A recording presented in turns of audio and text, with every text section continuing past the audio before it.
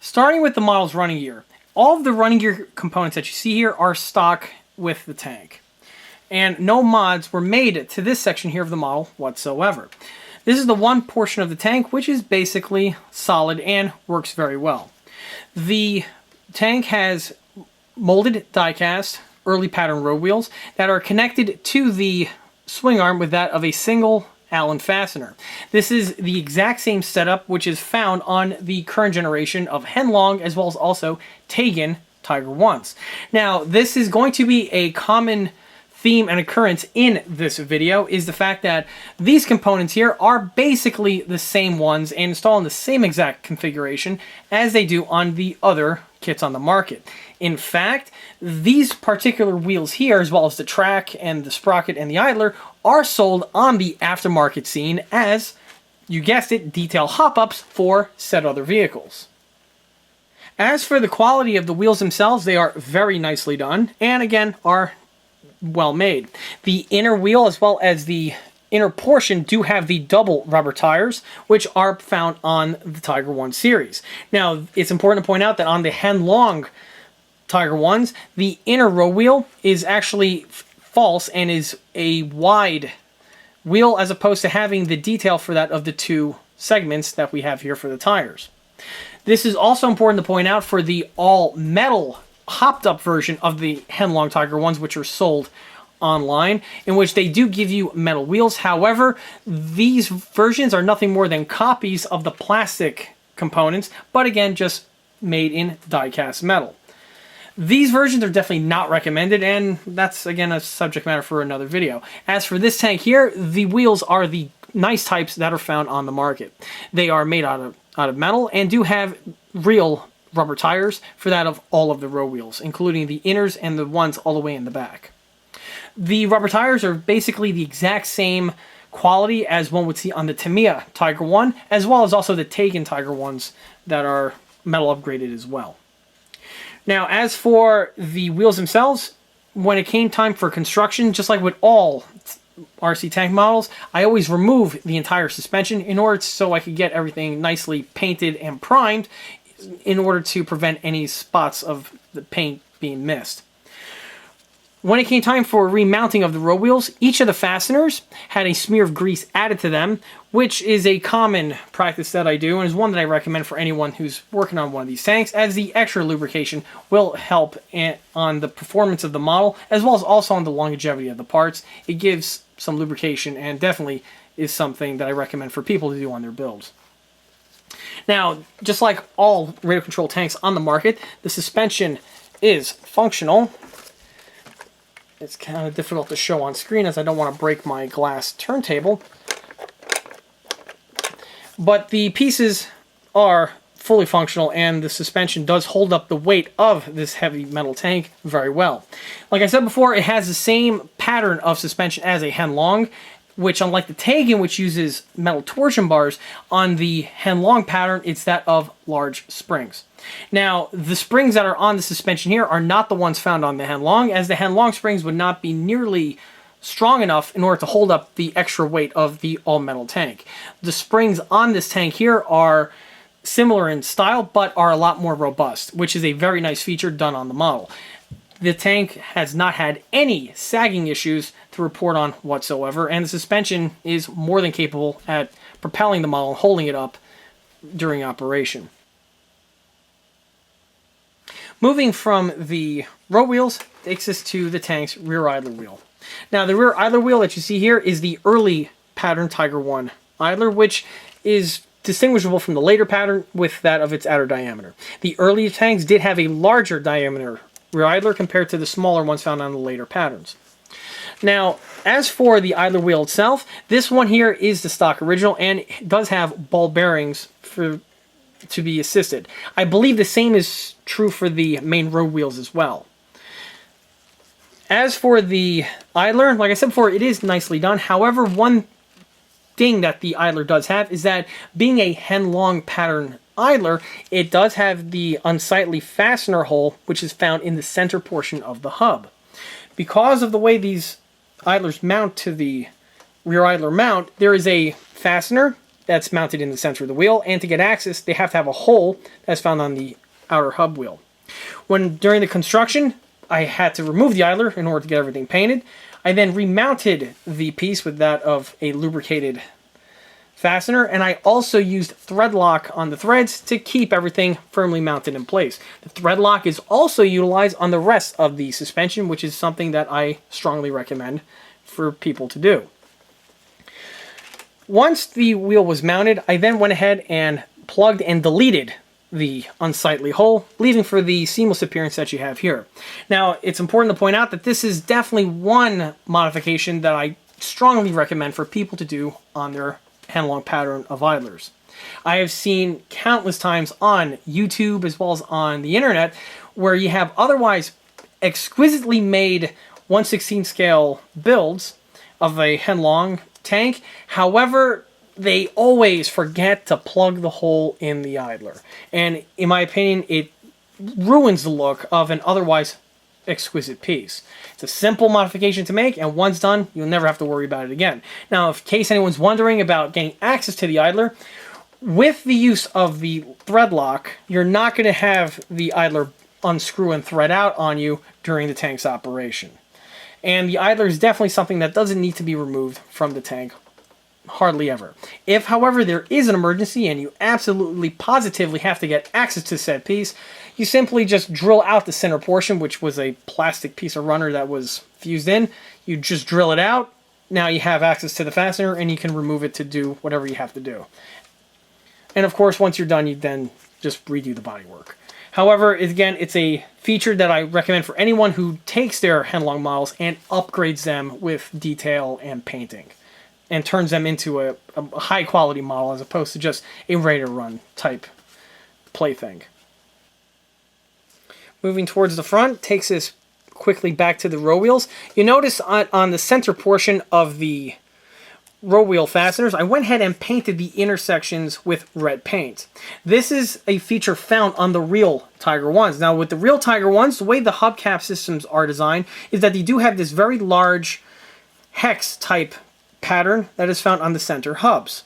On the real Tiger 1, specifically on the one in Bovington, the section portion is painted in red. It was a simple addition to do to this model, and once added, does give the model a little bit more of a pop, and definitely something recommended.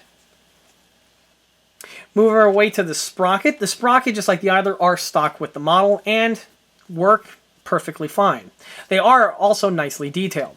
The front hub does have its little Zerk fitting present and was painted in red, just like the center portions of the fasteners that I just mentioned.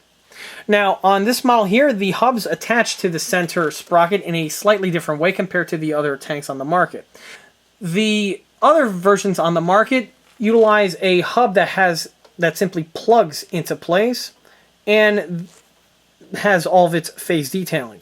On the Mato models, however, the sprocket center hub actually threads into the sprocket base, which honestly is a very nice feature and one that I really enjoyed seeing on this vehicle here. The sprocket is threaded and the hub is a matching threaded piece, and again, you just simply thread it on. A small little drop of very light Loctite was utilized and the tank was then off to the races.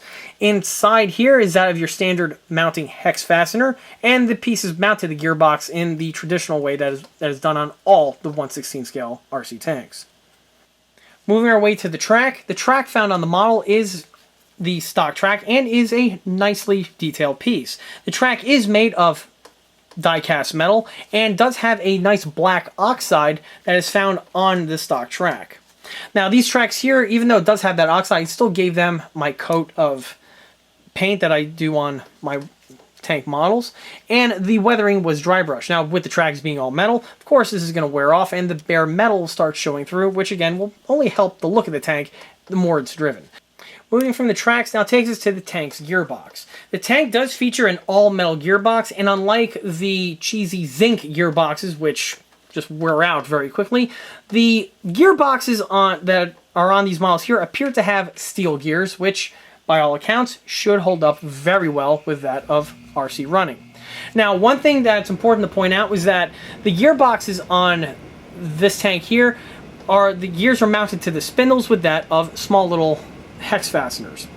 While working on the model, I went ahead and checked on all these fasteners, and it's a good thing I did, as all these fasteners were very loose.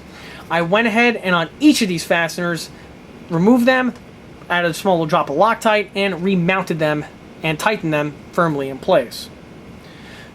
By doing this is definitely a good thing to do, specifically after the tank is fully built and painted. You don't want to crack it open and start fiddling with a greasy gearbox, specifically if you have a couple fasteners now running around loose on the inside. It'll just cause a whole bunch of problems. Definitely something I recommend for anyone that has not only this gearbox, but all the other metal gearboxes that have some sort of a fastener. Double check on them, make sure that the fasteners are firmly in place. You'll thank me when you're done. Moving to the exterior portion of the model takes us to first the front armor plate. You'll notice that I went ahead and sculpted the missing detail weld beads that would have been present in these locations. Moving towards the rear of the model takes us to, again, the sculpted weld beads. These were all added in their appropriate locations.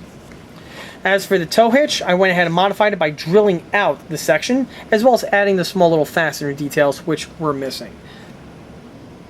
Moving from the weld beads takes us to the tank's rear convoy light. The convoy light that you see here was originally integrally molded into the tank's rear plate, which again is standard for that of the Henlong pattern, as also Taigen pattern tanks too. They all seem to have the same type of detailing. On the opposite side, there was another unit present. Of course, this is not accurate for the Tiger 1 and was simply deleted and removed. As for the version found here on the left-hand side, the center portion was amputated, and I went ahead and added a functional rear convoy light with the use of a fiber optic. This is the same type of detailing and feature that I do on many of the other 1/16 scale RC tanks that are found on the ECA channel.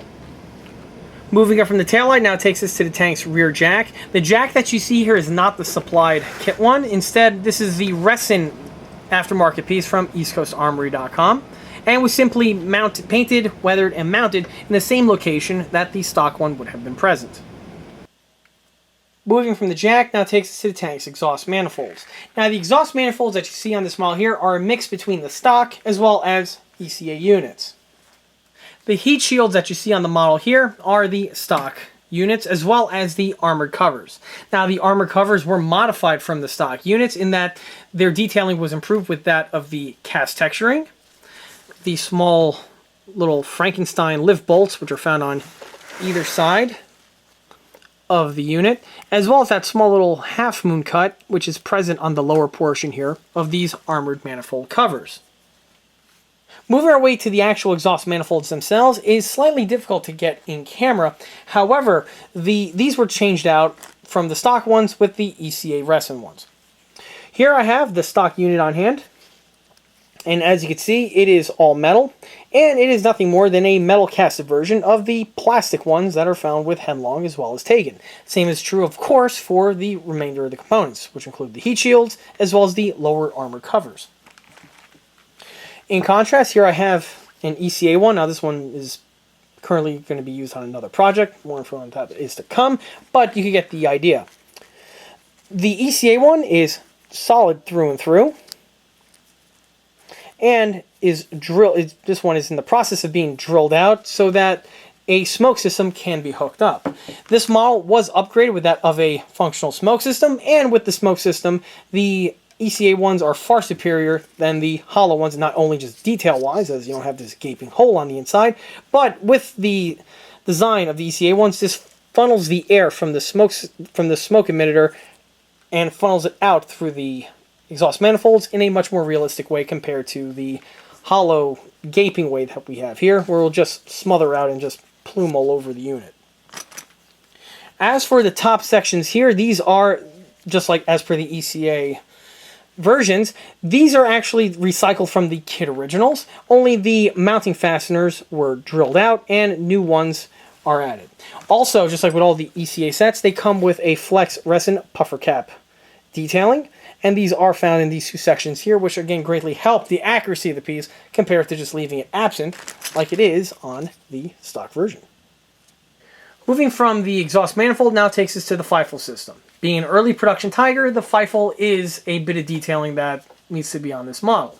Now, the FIFO canisters are the stock original units, as are the majority of the other FIFO parts.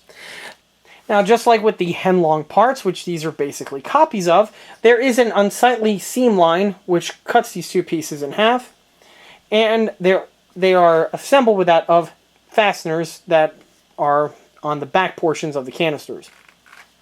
These fasteners were remounted and Loctited in place so they'll never come out, and then the fastener location holes were deleted. Once they were deleted, the remainder of the seam work was also polished away, leaving for the appearance that we have here.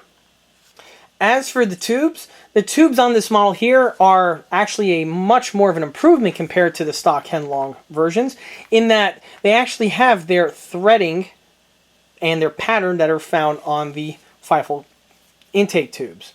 On the real Tiger one, the FIFO tubes were not just simple rubber tubes that laid on the top deck.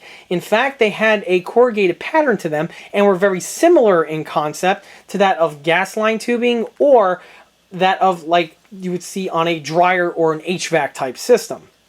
These patterns are found on the Tamiya units, but on the Henlongs were just replaced with, again, simple black rubber tubing. On the Mato kits, this is not the case, and the tubes are very nicely rendered. Now, if you notice, you'll see that the tubes are colored with the base coat of the model. This is not a mistake, as this is how it would be on the real vehicle. Like I said before, the tubes were not just rubber tubes that sat on the deck. They were metal, and being metal, they were painted and matched the color of the base of the vehicle. In this case, since the tank is Panzer Gray, so were the tubes.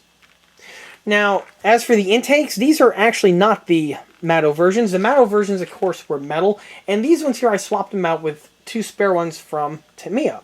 The reason why I did that had to do with this center intake that we have here. Now, one nice feature that is not used on the Mato tank is that this can open and hinge out of the way. This more likely was originally probably a switch mounting location or some other fitting that they had in mind but never really executed. On this model here, I went ahead and utilized this position for a function. Because this model does have a smoke system, the smoke system does need to be refilled periodically. Now, because this is an early production Tiger, getting access to the interior is going to be very difficult, if not impossible, which is a bane, by the way, for RC early production Tiger 1s. These FIFO systems are a pain in the ass when it comes time for servicing and maintenance, which is why I prefer to have everything accessible from the outside of the model, so the only time you have to get on the inside is for an absolute heart-stopping emergency.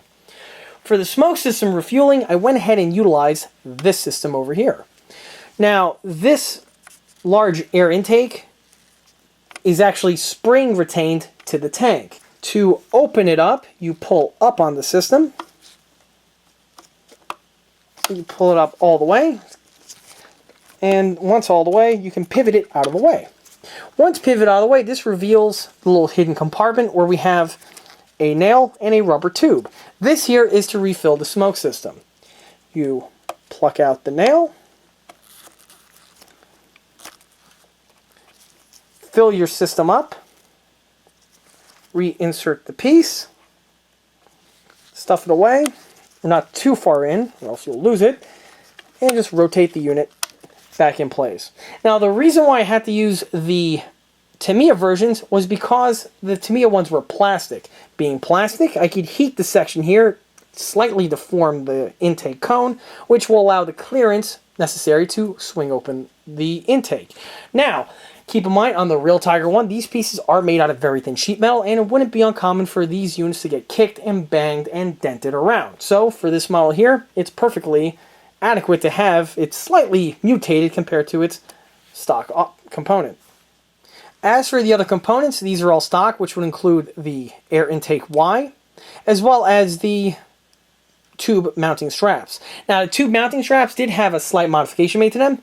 The only thing that entailed was that of the addition of small little resin detail fasteners on these two locations here, as of course on the real Tiger 1 these would be bolted to the engine hatch, and you would have these fasteners present. They're not present on the stock version, and the simple addition again helps the accuracy of the build. Moving from the FIFO now takes us to the remainder of the engine deck detailing. Now this is one section of the model here that did require the most amount of work in upgrading the model from its stock configuration. Starting with the grills, just like with all Tiger 1s, the grill work is disconnected from that of the frame in certain locations. This is true for the main intake grills as well as the fan axis grills here on the back. On the stock kit, these are all integrally connected, and I needed to disconnect these certain locations. If I put the tank up to the light, you can see what I'm referring to. These two locations here are not making contact with the top, and the center spindle is not making contact with the bottom. Similar can be said with the fan grills, where they make contact with the frame in alternating locations. Adding these segmented cuts was very difficult to do, but was done with that of a Dremel with a high-speed router bit. Did put a lot of wear and tear on the piece, but the job was accomplished. In addition to removal of these sections here, just like which is found on all of these ready-to-run tanks, the infamous duplicate antenna tube needed to have been amputated. Again, this was done with that of a Dremel and a file even in order to get everything in the nice seamless configuration that we have here. Now this is a very important detail to delete, in that if this is not done properly, you're going to throw off the lines of the Tiger 1 side hull, which will be very noticeable and is something that will definitely hurt the look of the tank. If done correctly, however, the touch is definitely worth the squeeze, and you do have the lines of the Tiger 1 fully restored. Now, just like on the plastic ones, once this is removed, you are going to have to add the seam line, which differentiates the grill works from that of the side armor plate. And this tank here is no different. Unlike the plastic ones, however, the seam lines need to be added to the rest and to the remainder of all of the sections here on the back, which include not only the grills, but also the engine hatch. All these sections here had to have been cut and scribed into this tank as the stock model. All this is just one homogeneous piece. Other modifications would include the addition of cast texturing to the grill hinge areas, the grill frames, as well as the center hinge section for that of the engine hatch. In addition to the cast texturing, which were added to all these parts, you'll notice that the grill covers have also been added. These are the photo etch versions, which are found on TaigenTanks.com. The Taigen unit simply drop directly onto the Mato unit with no compatibility issues, and it's a simple drop-in installation. These grills are highly recommended and are definitely something that's an easy addition that's made and helps the look and accuracy of the tank as well. Moving from the grills now takes us to the other detail fitting, which is a staple on these early production tanks, which would be that of the hull-mounted S-mines. The S-mines are mounted to the top hull, and there are 5 of them on the Tiger 1. 3 on the left-hand side, and 2 on the right-hand side. Now, these units that we have here are the plastic ones, which are supplied with the Taigen tank models. This particular set here I had on hand spare from a late production Taigen Tiger 1 that I did a year ago. These units were simply taken out of the bag and mounted to this model. Now, it's important to point out that the late production Tiger 1 would not have utilized these sections here, so if you have a late production Tiger 1 and you want to add these pieces, don't. It'll just hurt the look of the accuracy. As for the parts, they are very nicely made by Taigen, and the only addition that I made was that of the firing cable, which emits from these sections here and enter into the upper hull.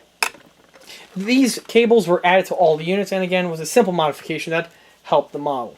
As for the installation, these drop directly onto the S-mine mounts, which are pre-molded into the tank, and it was a simple drop-in installation. Moving from the S-mine now takes us to the fire extinguisher and the antenna base. The fire extinguisher is not supplied with the Mato model, however, just like with all the other 1/16 scale tanks, do have the mounts integrally molded into the top deck. The fire extinguisher that we have here is the die-cast metal aftermarket set that is found on the internet and is an easily accessible part. It simply just drops directly onto the Mato tank. Now, as a quick note to point out, for anyone who has any sort of German tank in 135, 116, or 16, do not paint the fire extinguisher red. This is a common noob mistake and is one that hurts the look of the model. The fire extinguishers were one of two colors. They would either be gray, like this model here, or they would be dunkelgelb. I believe green and brown might have also been options, but I definitely know of the dunkelgelb and the Panzer Gray variant. The only time you would see a red fire extinguisher would be on the inside portion of a vehicle, such as the 222 armored car, but I'm beginning to digress. Never have the fire extinguisher red on the outside of the vehicle is the theme for this section here. Now, as for the antenna base, the model, I believe, did have a basically detailed one present, but it was very clunky and chunky in its shape, and if it didn't have it, was deleted. In its place, I went ahead and made a brand new component. Now, the component that you see here is actually a 3D printed piece and is a new addition to the EastCoastArmory.com product line. The antenna base features its bottom base detailing, as well as the little wing nut fastener and clamping detailing, which is found on the German AFV mounts. This bit of detailing is far more detailed compared to the other standard molded-in units that are found on the contemporary 1/16 scale tanks that are on the market. Moving from the antenna base now takes us to the main tow cables. The tow cables on this model here are different compared to the plastic versions on the market in that rather than being made from molded plastic, they are actually real metal cables. The cables were taken off of the tank from the project and were painted and weathered and then remounted with the same configuration that they were originally. Now, one change that was made is that the original tank has an extra clamp in this section here to keep the cable from, I presume, going into the turret. However, as you can see, once the cable is mounted on firmly, the cable does retain its shape and doesn't go crazy and is untamable. The reason why that clamp needed to be deleted, as there is no third clamp on the rear section here of the tow cables. This is true for both sides. On these tow cables on the Tiger 1, there are the two main clamps on the side, and then there are two smaller clamps here found on the rear grille section. Now, on ECA, I do have these sections in resin with metal lids. However, those pieces are really more designed for the plastic ones that are found on the Henlong and Taigens. And for something like this with the metal tow cable, they're not going to be suffice, as you really do need to anchor this unwieldy metal cable in place. The metal units which were supplied with the model were recycled and reused in their same two locations here, and are more than adequate at the job at hand. From the rear cable mounts, now takes us to the center mounts. These here are the stock original units. The stock original units are again die-cast metal and do have their cleaning stave detailing present. The detailing on the staves is pretty much standard for that of the 1/16 scale ready-to-run tanks on the market. In order to really make them pop, like I always mention in these videos, I paint the tips on either side with that of brass paint, as these would be brass on the real German Tiger 1, with wooden sections painted for that of the centers, which again is common for these vehicles. Now, moving to the eyelets. The eyelets on the model here, again, are the stock original and no modification was made. The only bit of detailing that is missing on the stock Mato units are that of the tow cable clamps, which are found here on the two tow eyes. These are present on the plastic units, but not on the Mato versions that I have here. These pieces were fabricated out of pieces of Plastruct hollow square tubing, which was nice and thick, and I went ahead and just added the little cut line and the wing nut fastener. These pieces simply just glue directly in place. Now, as for the cable has a stem that is die-cast molded into the eye, and that is what does the securing of this component to the tank. These two pieces here are purely just for detail and show and serve no structural purpose. Moving from the main tow cables, now takes us to the tank's Pioneer tools. Now, this is one section here which the Mato tank is actually improved from the plastic versions. In that on the plastic tanks, these components here are integrally molded to the top deck of the model. On the Mato, they are not. They are actually separate detail metal molded components that get glued on. This does help greatly in that you don't have to cut and grind away at solid aluminum in order to get these details present with that of being separate pieces. Matter of fact, these tools that you see here on this model here are the ones that are sold on the aftermarket scene, again, in a die-cast set where you get basically all the tools.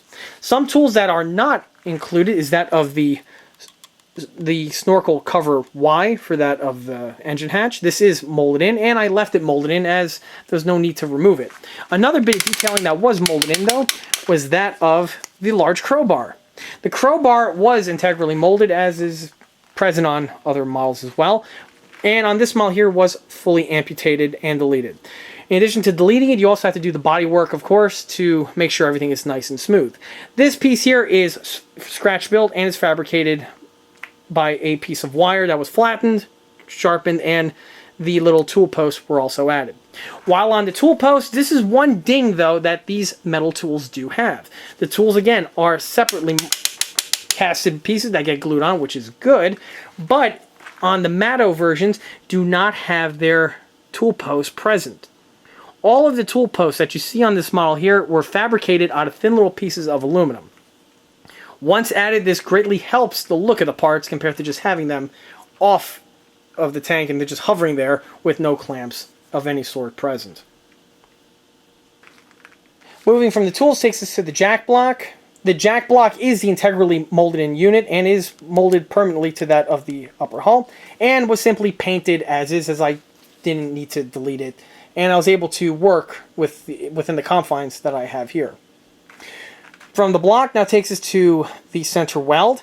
The Tiger I upper hull was actually comprised of two halves, which were welded directly in the center portion. This weld is found on the front and also on the back section here of the model.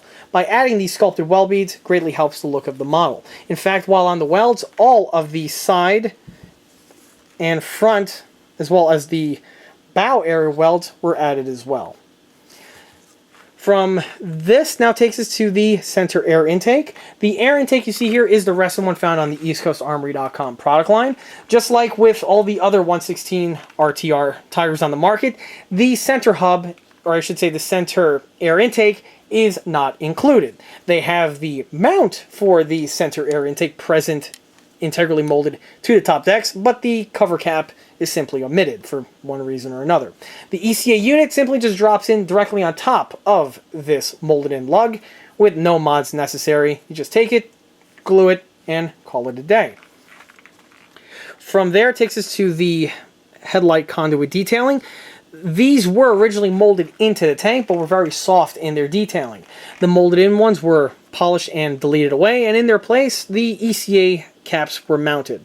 This also includes that of the wire for that of the conduit, which is supplied with the ECA set.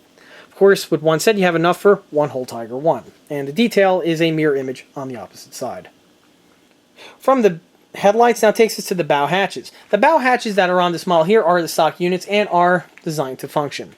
One modification that I made was that of the addition of these three little holes that we have here on the hatch as well as on the upper hull. If anyone is a fan of my videos, you'll know why, and that is on the real Tiger I. These three locations here would be that of the fasteners for that of the hinge work found on the hatch and the matching corresponding section for that of the hull roof. This was simply added with that of a Dremel, and once added helps the look of the model, and these little fastener details were added to both sides. Now, when I say fastener, you got to keep in mind the Germans use these taper fasteners that had no tool heads found on them.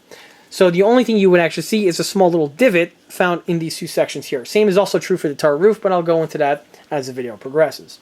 Now, the hatches are fully functional, like I said, and like typically on my tanks, again, they serve a function.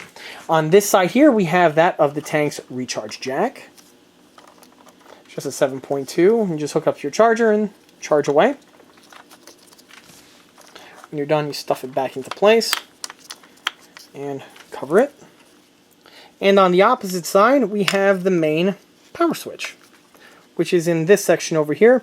Red is the on indicator. When you do that, the tank is powered on. Moving from the hatches now takes us to the bow MG34T. The stock machine gun was different compared to the one that you see on the model, as this unit replaced the stock one.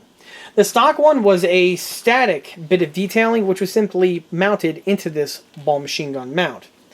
Rather than utilizing that component, I replaced it with a functional LED machine gun from Taigen. The machine gun was patched into the tank's electronics, which I'll go over shortly after I'm done discussing the detailing. Once that piece was replaced, there is a cavern in this section over here that needs to be filled up with the ball detailing. Now, the static unit does have its ball present, but is very, very tiny in comparison, and definitely it leaves a lot to be desired. The unit that you see here was turned on the lathe out of resin stock to give you the illusion of the ball, as well as its little sighting aperture. The section was then carved to fit inside of the cavern, and once mounted, it gives the complete illusion that the machine gun ball has all of its detailing present, and it looks like it can pivot. However, it cannot, not on this model anyhow. Moving on from the machine gun ball now takes us to the two little tarpaulin hooks. The early Tiger one had the ability to ford underwater, and to do that you would have this large cast metal cap which would be mounted in this section here with that of these small little wing nuts. In addition to the ball, it would also be used for that of mounting a canvas tarpaulin, which would protect the exposed machine gun barrel when not in use from the elements. These wing nuts are permanently affixed to the tank, however, and are not present on the stock model, and are actually absent on the majority of the ready-to-run RC tanks on the market. Rather than scratch building it like I've typically done in the past, I went ahead and developed two new components that were added to the ECA product line. These pieces here are supplied in a set and are 3D printed. The 3D printed units simply mount directly to the model and give you now the detailing that has been absent on so many builds for so long. The pieces are non-functional, however they do have their base, their stem detailing, and also of course their wing nut detailing all integrally printed as one little piece. Moving from the wing nuts now takes us to the front visor. The front visor on this tank is a stock unit, and the stock unit is actually pretty nice in that it is fully functional. Trying to get it to stay up, on the other hand, is a little bit of a tricky venture. Probably a little drop of glue will be added in order to keep it in its open state. However, from the visor, one mod I made was that of the two little holes that are found on the top. These are your backup driving periscope direct vision ports, which are present on these initial and early production Tiger 1s. As the Tiger 1 progressed, these units here were considered to be a weak point in the armor and were plugged up and were totally omitted on the later production units. Furthermore, another modification I made was to the visor itself. The visor on the stock Mato unit has no detailing on the inside. In fact, it's just a solid metal wall. On this model here, I actually removed a section of the aluminum, which is directly behind the vision slot, and I added a piece of clear plastic. The clear plastic, of course, replicates that of the Panzer glass. Unfortunately, it's not going to be visible in this video scene here, but trust me, it's there on the inside. Moving on from the front visor now takes us to the sprocket removal crane bosses that are found here on the front hull. A lot of people don't realize, but the purpose of these two little lugs that we have on either side here of the fender is actually for mounting on a special crane which would be used to remove the sprocket from the center spindle. On the model that we have here, these lugs are present, however are molded totally flat. The detailing is present, but the hole isn't all the way through. This was simply just drilled out on the drill press in order to replicate that of the correct detailing for the bosses. Moving from the bosses now takes us to the tank's track removal cable. The cable on this model here, just like with the main tow cables, are made from real metal cable. This again is different from the plastic tanks on the market, which utilize a molded plastic cable that is simply glued to the side of the hull. Now, this detailing here is basically all stock. Really no mods were made to it whatsoever. They were removed from the stock model painted, weathered, and then remounted. Remounting of the cable does require that you mount them in a certain pattern, and it is done in a certain way. Once you figure out how to do it and loop it together, it goes together fairly easily. All of the metal mounts that you see here are stock with the model and were simply recycle and reuse, just like the ones for the upper hull. Now, one nice feature is that this model does utilize the pattern for that of a early production Tiger I. It's important to point out that towards the mid and later production units of the Tiger, this configuration changed with a different, more adjustable configuration, but that's not really relevant for this video. What is that this piece here is very nicely done out of box and was simply used with basically no mods needed. Moving our way up to the turret. The turret that you see here is, of course, made of all die-cast metal, but unlike the other metal turrets that are on the market for RC Tiger I's, this one here is different in that this turret is that of, again, Henlong pattern and configuration. This means that the turret gearbox for that of the gun elevation is housed inside of the rear bustle bin, which of course is different from the Taigen pattern. As for the detailing, I went ahead and, of course, deleted the unsightly seam which runs across this section here of the model. With that deleted, the turret now has a much more accurate representation. Of course, I also added that of the sculpted well beads that are found in these two sections here, as well as the sculpted well beads which are found on the top roof of the turret. As for the bin on the tank is, again, the stock unit, and I cannot remove it as, of course, it's integrally molded, but you don't need to for this configuration of a Tiger I. What I went ahead and did do, however, is I added the small little rivet fastening detailing, which would be present on the real Tiger I rear storage bin. These were individually drilled into the metal and mounted in place. This was another section which did put a hell of a lot of wear and tear on my Dremel, and I was shredding bits left and right in order to drill into this material to get the fasteners that you see here. Of course, with small little micro drill bits like that, this material will become a bit of a challenge to drill through without losing several bits in the process. However, once done, it does greatly help improve the look of the model, and is definitely one that I would do again, even if I was working with one of these metal tanks. Moving towards the front portion of the turret takes us to the side direct visor periscope. Now, these are present on the stock model, however, are very, very soft in their detailing. The stock units were deleted and blended over, and in their place I added these two new units here. These sections are, again, new additions to the EastCoastArmory.com product line and are 3D printed parts.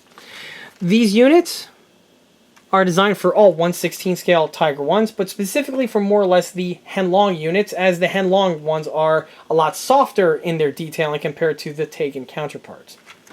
The ECA parts are one piece and do have their weld bead detailing integrally printed to the component. Of course, these are sold as a set, and one set is all that's required to upgrade one whole Tiger I. And they are a mirror image from each other. From the side visors now takes us to the tank's smoke trajectors.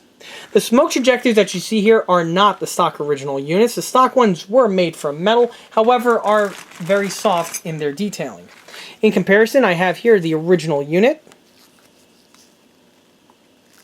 And you see here that they are the Henlong pattern, which are copies of the Tamiya units, but they do not have their grenade cap detailing glued on, which would be required on the Tamiya unit, but Henlong cut corners, so they just have it with these little lips present. There are also no detailing on the back portion of the pieces, and are quite plain.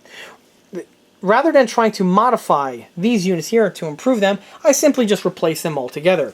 In their place, I use the metal upgraded versions that are found on the TaigenTanks.com website. The Taigen ones are a lot more improved from the Mato units in that they are both made from metal. However, if you notice, the canister detailing themselves is a lot better.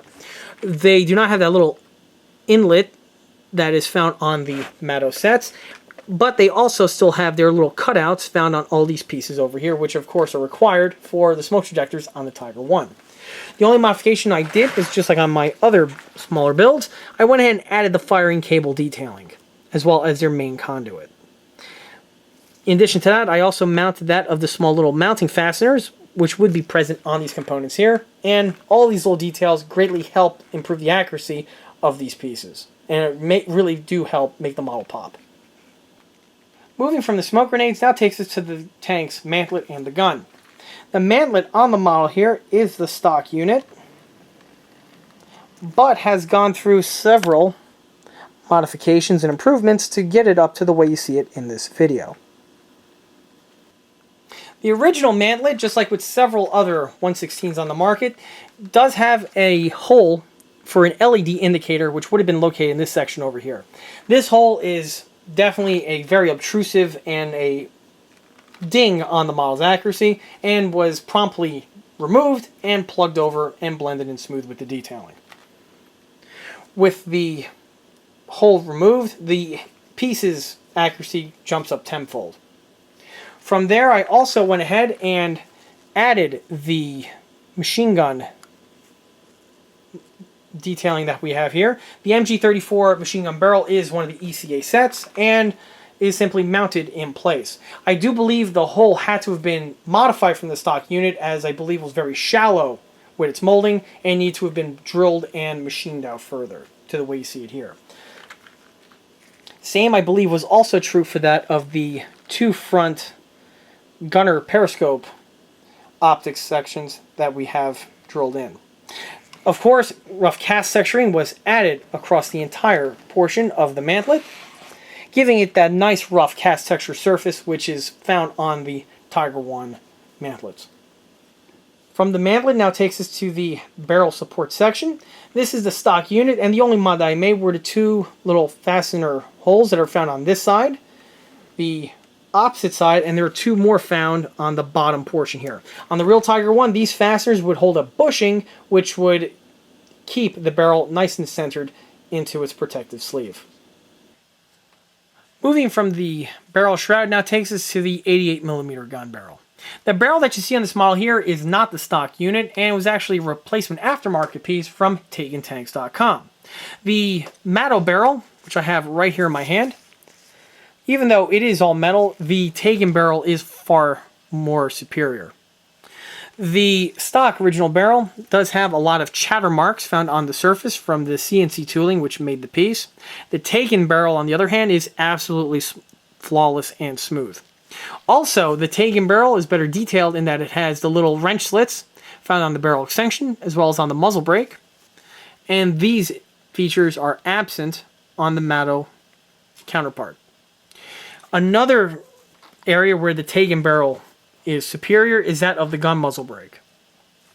The muzzle brake on the Mato is made from die cast, but you'll see has a wonky appearance to it, which basically resembles that of a fake Hollywood Tiger I, something like you would see on Kelly's Heroes.